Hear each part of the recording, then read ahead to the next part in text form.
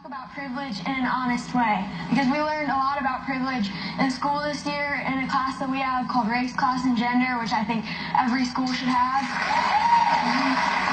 And so I just wanted to be honest about the privileges that I have and the fact that I love these privileges, but that it's a shame that other people don't get to enjoy those privileges. Wow.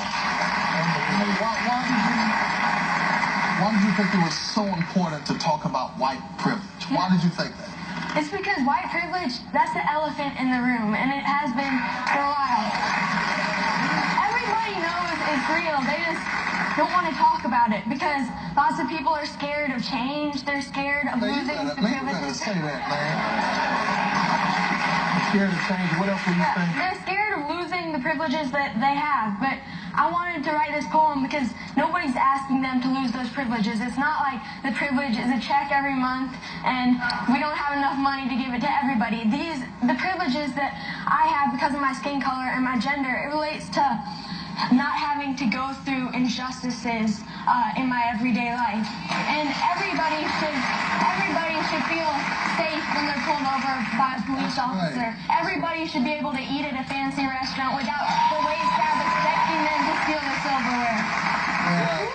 Royce, I'm moved, man. I want to give a shout out to your school, the Padilla School in Atlanta, Georgia. That's one of the greatest schools in the nation, man. Awesome. You know, you're saying things that a lot of adults don't have the courage to say. I mean, it's mind-blowing to hear a 14-year-old talk with such wisdom and such, objectivity. What has the response been to your poem? Yeah, there's been definitely a mixed response. There's been a lot of negative comments, which I think is good because we can start a dialogue, which is really important.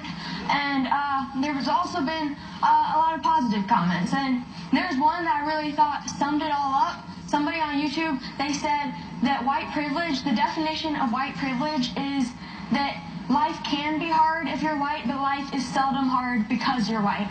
And if you want to think of it in another way, it's that life can be easy if you're of a minority, but life is seldom easy because you're of a minority. I love it. You know what?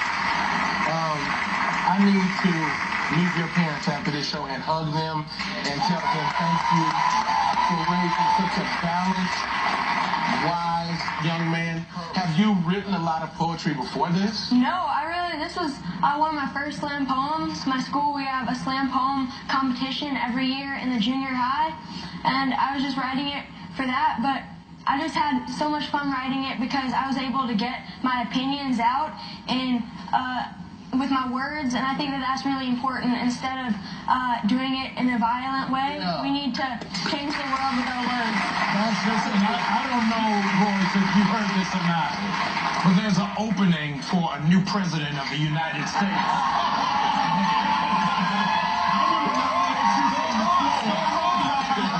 You had a 3-year-old daughter just about 25 years. I heard that you have a new poem that you've written, and the world has not heard it yet. But you're going to debut it today on the Previous.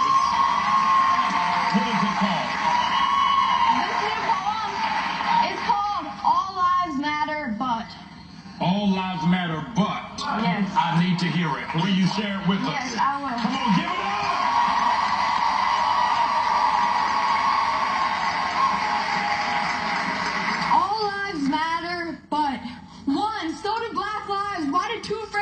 That should work side by side seem to only divide. 2, that's all anyone's saying. Black lives matter too. 11, that's how many times I can't breathe, I can't breathe, I can't breathe, I can't breathe, I can't breathe, I can't breathe, I can't breathe, I can't breathe, I can't breathe, I can't breathe. Eric Garner said I can't breathe before he was killed by police. So I guess those 3 words only mean stop if you're white. 15, that's how old Cameron Sterling was when he lost his father. 15, that's how old Cameron Sterling was when he said we must protest the right way. 15, that's how old Cameron Sterling was when he said peace, not guns. 20, so why were 20 officers shot in retaliation when all that separates black and blue is only a few shades?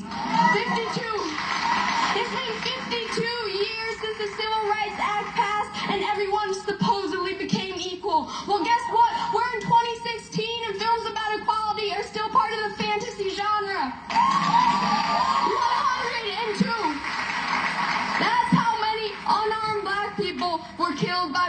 last year.